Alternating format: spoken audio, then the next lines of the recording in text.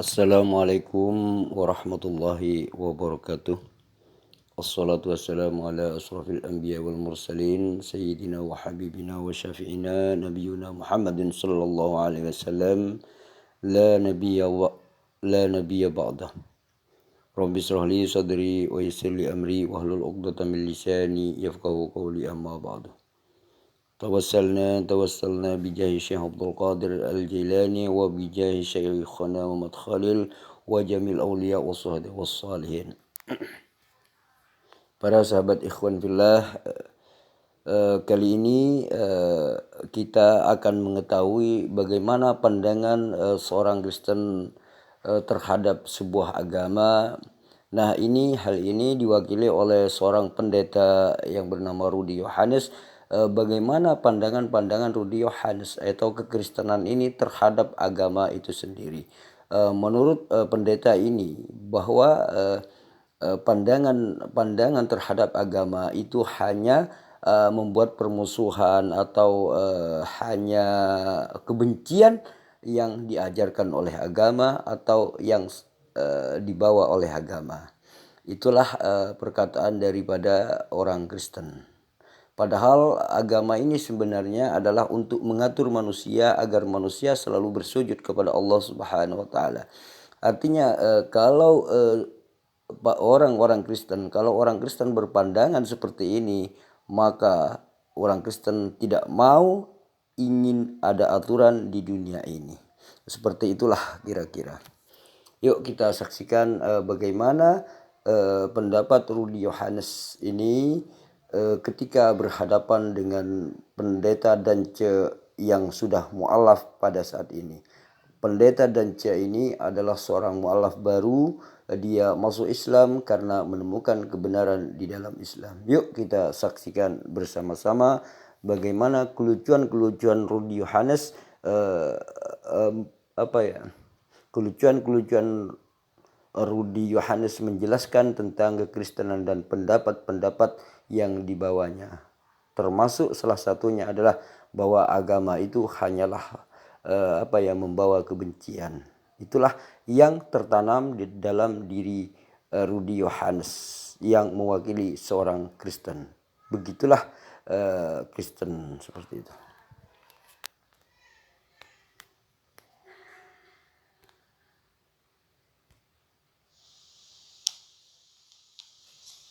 Sampai detik ini, karena banyak juga yang KTP, itu pasti ya. Kristen juga banyak Kristen KTP. Saya nggak tahu apakah Pak Dance dulu Kristen KTP atau Kristen Sumber, saya nggak tahu ya. Nanti kan bisa tergambar dari diskusi kita ini. Dan ya semoga Pak Dance senang hidup di dalam keislaman dan betah, dan semoga dapat jalan keselamatan menuju surga ya. Ya semoga nanti kita bisa diskusi lebih banyak lagi, terserah mau dalam Zoom muslim bisa, mau langsung kita berdua, mau dalam apa juga bisa ya. Kalau mengenai ketuhanan Yesus, kenapa saya memilih Yesus? Dari dulu saya katakan, saya memilih Yesus pertama saat bahwa dia datang tidak membawa agama. Kenapa saya katakan demikian? Karena ajaran tertinggi dari sebuah agama pertama sekali yang diajarkan adalah kebencian. Jadi bagi saya, siapapun yang kalau Yesus membawa agama, ajaran Yesus yang pertama adalah kebencian.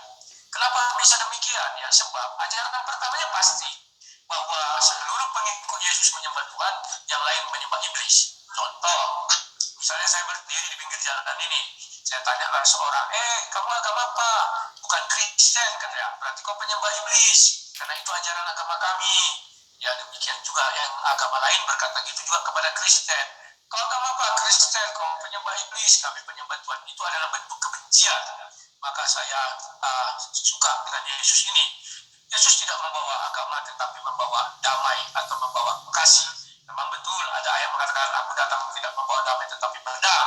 Itu ayat itu tidak bisa kita langsung linearkan begitu ya.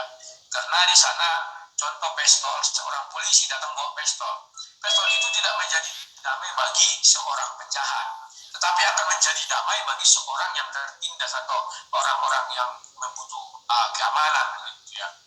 Jadi bahwa saya berterima kasih Yesus itu membuat ya dunia ini begitu indah dengan ada kasih. Maka kita lihat di Mazmur yang satu itu terjadilah perselisihan. Ya, itulah hebatnya orang Kristen, mau menerima orang di luar Kristen masuk negaranya, diterima dengan baik karena ajaran kasih ya. Ya, itu yang bisa saya jelaskan. Nanti konsepnya kita gali lagi mengenai ketuhanan. Silakan. Ya.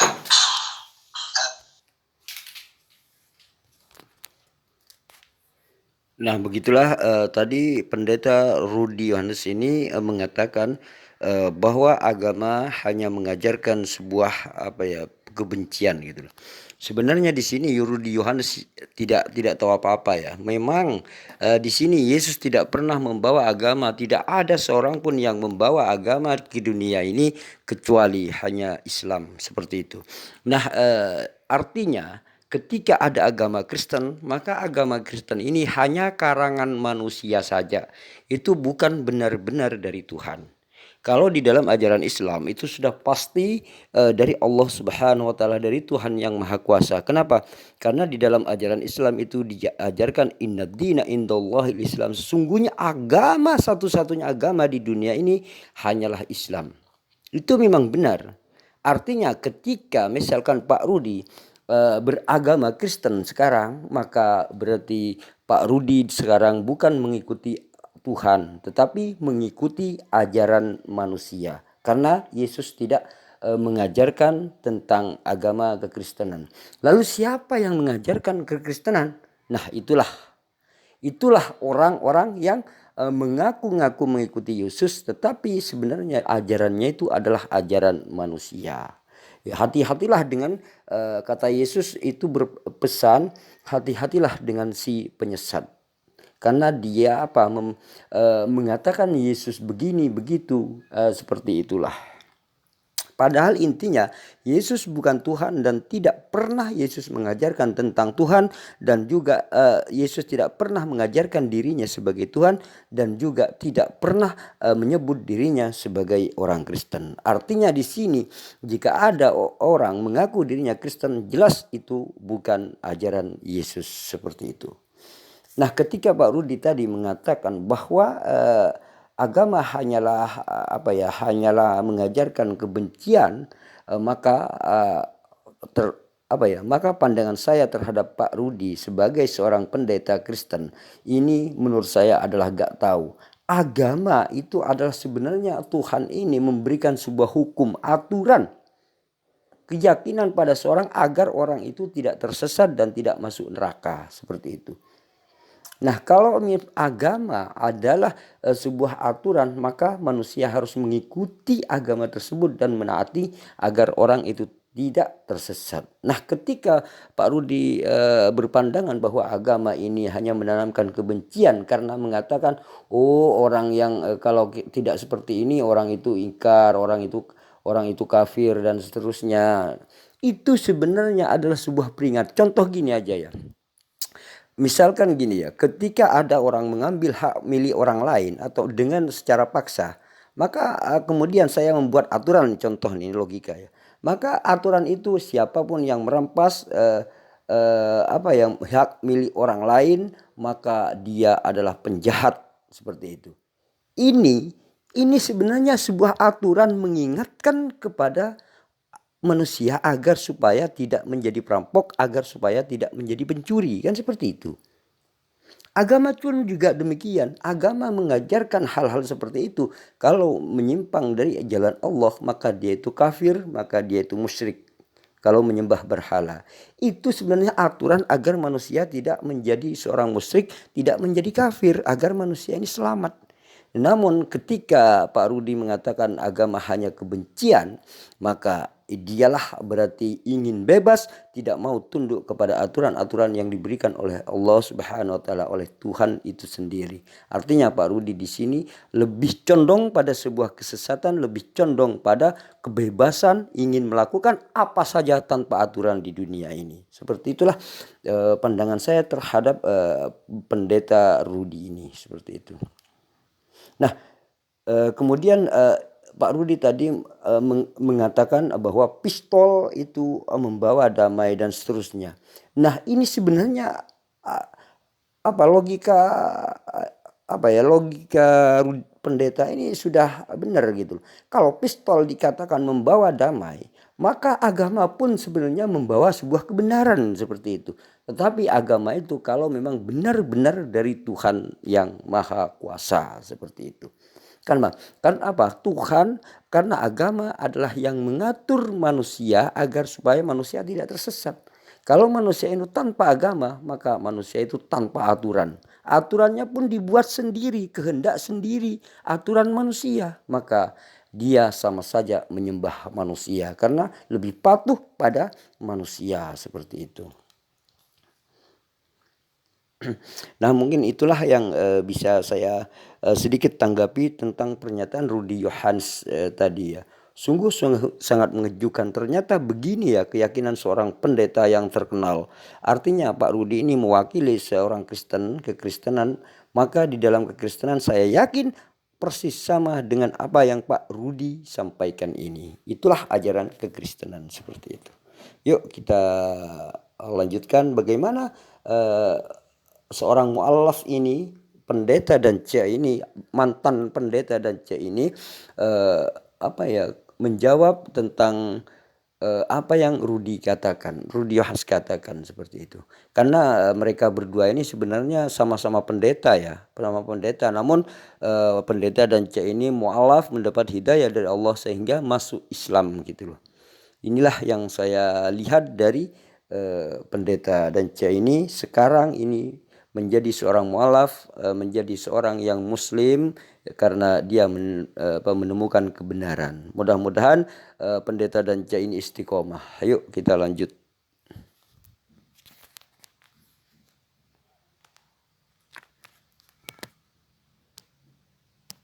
Terima kasih Bu.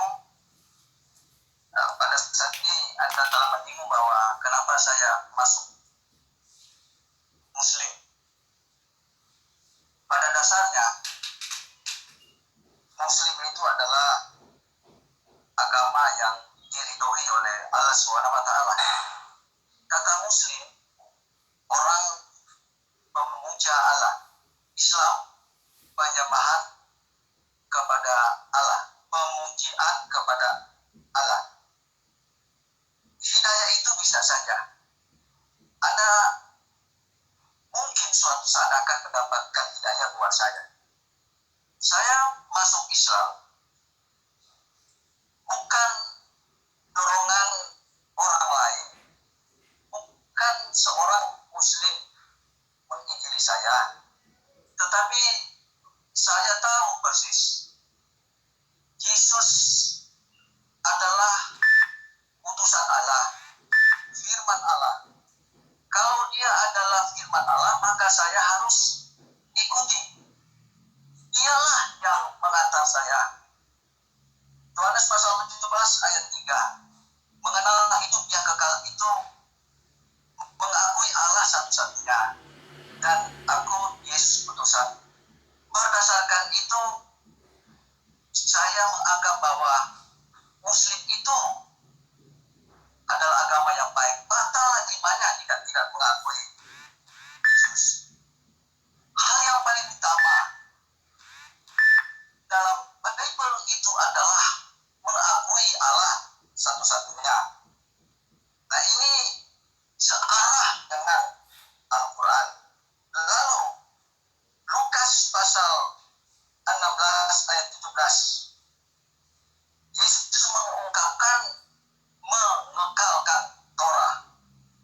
Yeremia pasal 31 ayat 33. Pada hari-hari terakhir, aku akan menaruh Torah ke batin mereka dan menaruh pada hati mereka. Nah, ini mengungkapkan bahwa Torah itu kekal. Dan kekekalan Torah itu termuat pada Al-Quran. Kesimpulannya untuk mengikut Yesus itu harus masuk Muslim. Agama Yahudi saja mengakui tauhid, mengakui satu-satunya Allah. Lalu Islam juga searah dengan agama Yahudi. Jadi ada dua agama yang searah. Lalu selanjutnya, Yohanes pasal 13 ayat 14. Yesus membasuh kaki murid-muridnya.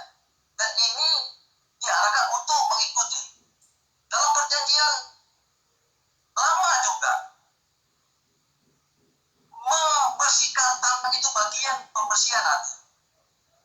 Dan itu dilakukan oleh Muslim, termasuk saya melakukan itu. Setiap hari saya melakukan sholat. Berdiri sholat saja, lalu angkat tangan. Ini menunjukkan bahwa hanya Allah satu-satunya yang aku sembah. Dan menaruh dua tangan pada dada, tangan kanan memegang tangan kiri. Ini berarti bahwa kita harus merangkul yang lemah, biar yang merasa kuat itu memimpin yang lemah. Lalu step Anda menunjukkan bahwa kita memulai pekerjaan itu hanya berserah kepada Tuhan. Lalu tunduk berlutut, kepala menyentuh bumi. Ini menunjukkan hanya Allah satu-satunya yang disembah. Kita manusia tidak ada apa-apanya. Ya. Lalu selanjutnya,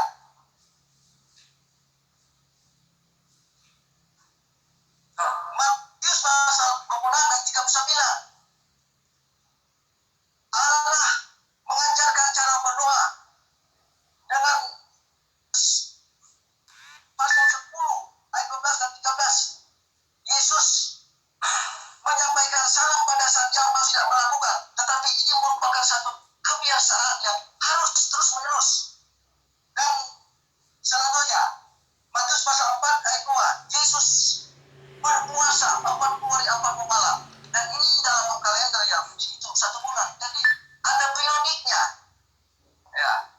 Lalu selanjutnya Yesus disunat, Lukas pasal 2 ayat 21 22. Dan ini bukan hanya sunat yang dialihkan dalam sunat hati, tetapi ini janji sunat lahiriah. Allah berfirman kepada Abraham, ini harus dilakukan turun-temurun. Lalu selanjutnya, Efesus 6 ayat 17. Rasul Paulus mengungkapkan kita harus memiliki ketopong setengah mata. Dalam bahasa Inggris, dalam bahasa asli itu sebetulnya penutup kepala. Yesus sendiri masuk ibadah, dia membungkus kepalanya. Muslim.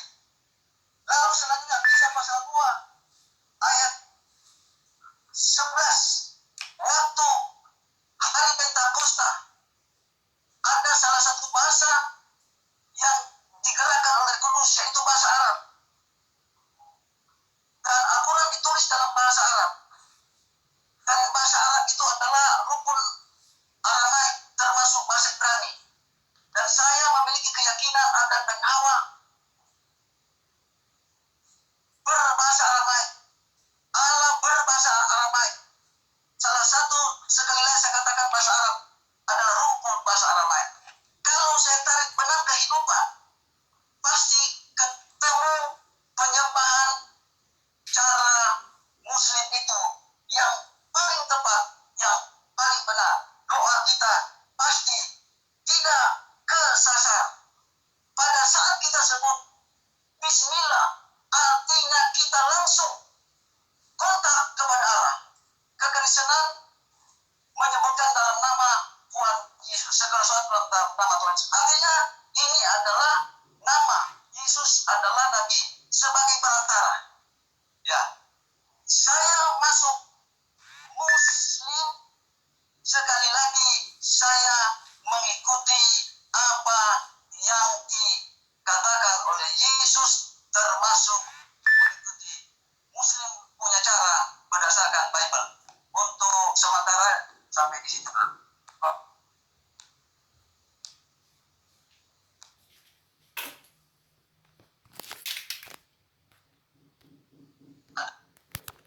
Nah, begitulah tadi pendapat seorang yang baru mualaf, baru mantan pendeta yang masuk Islam.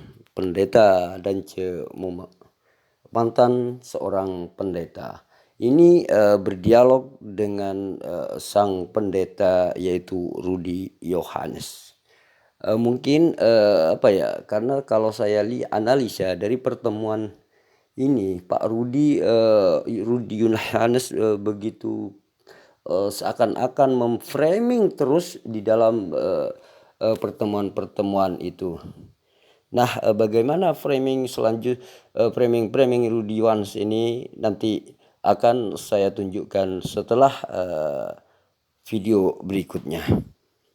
Terima kasih, yuk tonton terus dan dukung channel ini karena channel ini adalah bergerak di bidang dakwah. Mudah-mudahan dukungan Anda membuat Anda ditulis sebagai orang yang ahli dakwah, dan mudah-mudahan kita semua mendapat ridho dari Allah Subhanahu wa taala, dijadikan orang yang sukses di dunia dan akhirat. Amin amin Allahumma amin. Assalamualaikum warahmatullahi wabarakatuh.